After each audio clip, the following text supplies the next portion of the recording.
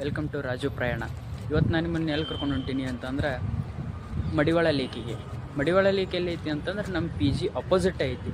ನಮ್ಮ P G ಇರೋದು BTM second stage. ನಮ್ಮ ಪಿ ಜಿಯಿಂದ 180 ಮೀಟರ್ಸ್, ಕರೆಕ್ಟ್ 180 ಮೀಟರ್ಸಿಗೆ ಮಡಿವಾಳ ಲೇಕ್ ಸಿಗುತ್ತೆ. ಆ ಲೇಕ್ ನಮ್ಮ ಪಿ ಜಿ ಮ್ಯಾಲಿಂದ ನಿಂತು ನೋಡಿದ್ರೆ ಹೆಂಗೆ ಕಾಣುತ್ತೆ ಅನ್ನೋ ತೋರಿಸ್ತೀನಿ, ನೋಡಿರಿ ನೀವು.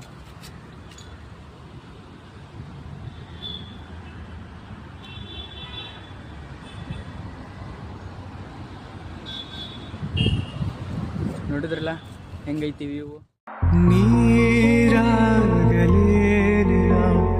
ಮೈಯ ಮೇಲೆ ಜಾರಿ ಹೋಗಲು